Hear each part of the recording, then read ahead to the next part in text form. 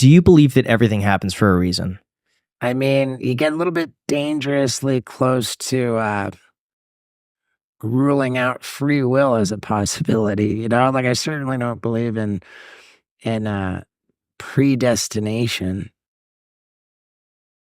You know, I think um, I think that the laws of the universe require that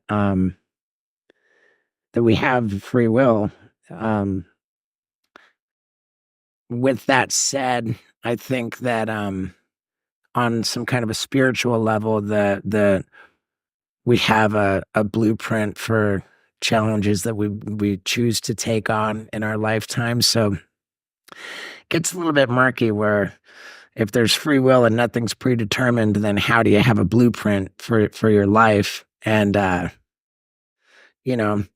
I also believe very strongly that there are forces at play that do play a role. I don't know. It's all super confusing. Things happening for a reason. Yes. What moment for you do you feel like there was something that was just, this isn't chance, that this was meant to happen? I had this terrible thing happen while I was filming a project. It was just the idea of it. I was filming like kind of a proof of concept, maybe a sizzle reel, Sure. kind of a thing. I had this idea for a project which would serve to reunite the Wild Boys. It was me and Chris Pontius, and we didn't want to do Wild Boys again because with all the animals and stuff, I'm much more sensitive to animal rights and doing the right thing. But in March of 2018, there was a request that came out, which was largely a response to this video I had made where I found a dog in the streets of Peru, my dog Wendy. Yeah. This video got hundreds Love of the millions video. of views. Yeah. The most viewed piece of content I ever put on the internet. And one of the results of this video about the dog Wendy got a request from Puerto Rico. They had just had Hurricane Maria. It devastated Puerto Rico, and there were dogs displaced. There was a real crisis situation. They said that they were having this event to mass spay and neuter dogs, and then did I want to come and participate in it? I said, hell yeah, this is something I absolutely believe in. Mm-hmm. And I knew that I wanted to get a vasectomy as a stunt for this project I was working on. But I thought, I'll go to support this spay and neuter, in Puerto Rico, and I'll get a vasectomy there, tied into it. And then I thought, I'm going to go to Puerto Rico anyway, and they need help, and we could really be spearheading this campaign to promote tourism in Puerto Rico to help them, and it felt very organic. It was it didn't feel like creating positive, I hate artificial positivity in general, but this felt like organic, and I thought, wow, what if we made a bigger thing out of this trip? We got the dogs thing, we got the promote tourism. Maybe we'll do like a kind of a format of like the Wild Boys, and we get into all this crazy wild stuff, but we're actually going to places that need help, and we'll be ambassadors of goodwill.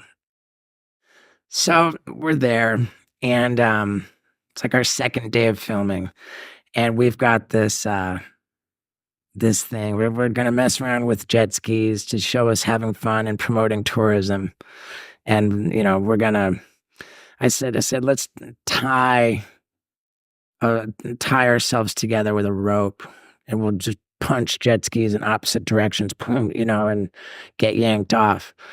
And this producer guy who I hired, he said, "Oh man, that could really, cause a spinal injury." He said, "You do it with the bungee cord." Like, oh, okay, well, that makes sense. Sure, do it with bungee cord. So it was called the bungee tug-of-war. It was just the craziest thing because we had a massive crew. Like I went there with a crew of 10 people. And then on top of that, there were all the other people there that, were on the set. It didn't occur to anybody that in us like doing a tug of war with a bungee cord, like what if the bungee cord breaks? And that's what happened. No. The bungee cord broke, and this guy who was in the water had struck him. He struck him in the head, and it was turned into a really crazy lawsuit, which only just recently ended under totally undisclosed, confidential terms. It's a long lawsuit.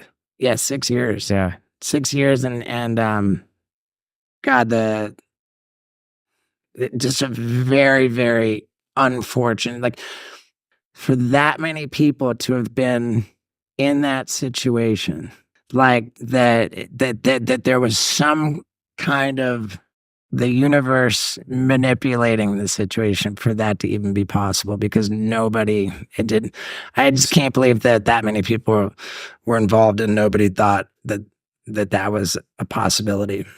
And there was another one where I was filming these pyrotechnic stunts, one after another, and each one like more reckless than the one before, and I kept getting away with each one, and I thought, well, I gotta get kind of hurt, so it ended up in me laying down in a bed of rocket engine fuel, and my buddy's lighting it, and I was wearing nothing but a t-shirt, and I ended up with 3rd-degree burns that were so heinous.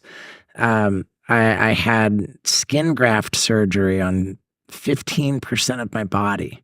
Looking back on that one, how I thought that I was gonna, get away with that, and that was just a particularly weird episode where I felt that there was some kind of other forces at play. Yeah. Do you think that maybe like someone or something is like watching over you to make sure that like I do believe that I do believe that I've got some kind of a network of angels